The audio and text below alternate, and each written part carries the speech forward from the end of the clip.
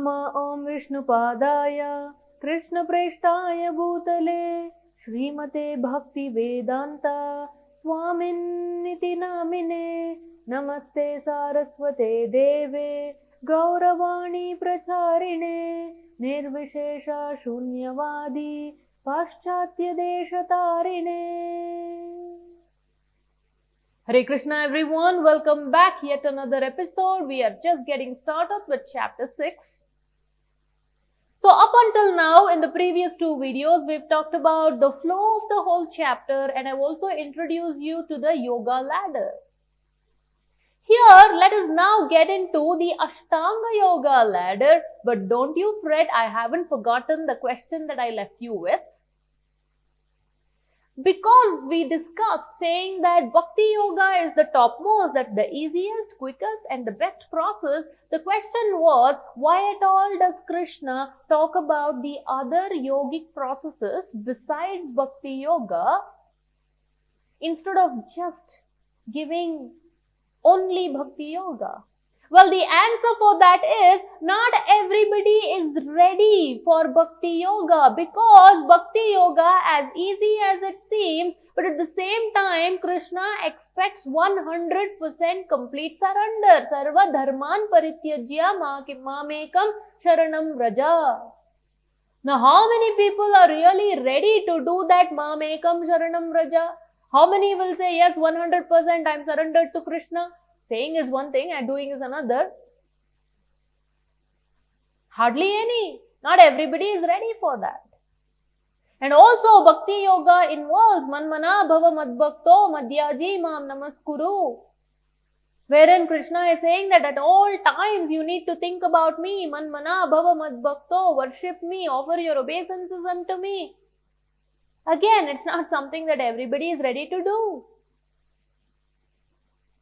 So that is why, being a very accommodative God, being very inclusive God, Krishna doesn't want to leave out anybody. Okay, you're not able to do 100% surrender, you don't want to, no problem.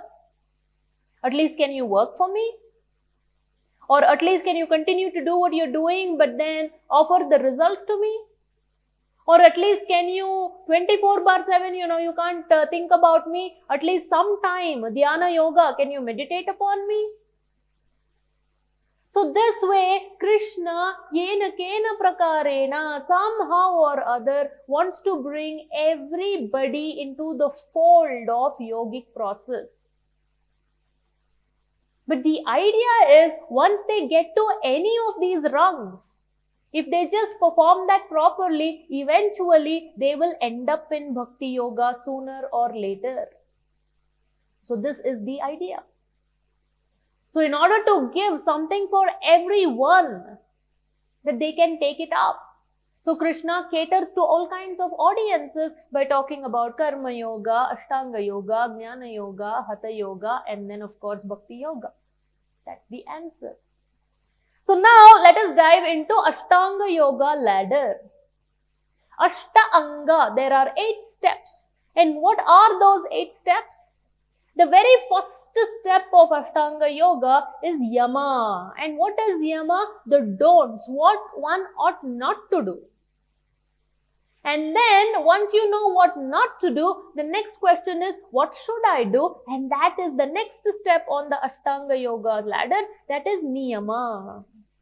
Yama, Niyama, and then on top of that is Asana, the physical postures which many of us are quite familiar with.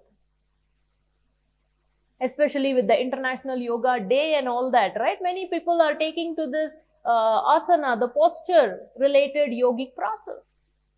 And on top of that, the 4th rung is pranayama, the breathing exercises, wherein we try to control our outgoing breath and the incoming breath through different processes. So that's pranayama. And on top of that, the 5th process is pratyahara. Pratyahara means completely shutting out all kinds of external sensory stimuli. Staying away from all that stimulus. And then on top of that is dharana, wherein the practitioner of dharana is meditating upon the Supreme Lord, especially the Paramatma feature, for at least 24 seconds continuously.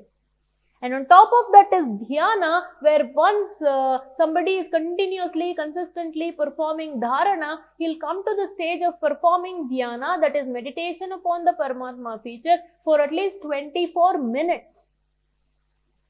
So from 24 seconds, he's worked up his way to 24 minutes, that's dhyana. And then finally, the eighth step, eighth rung on the Ashtanga Yoga ladder is samadhi, wherein one is completely absorbed.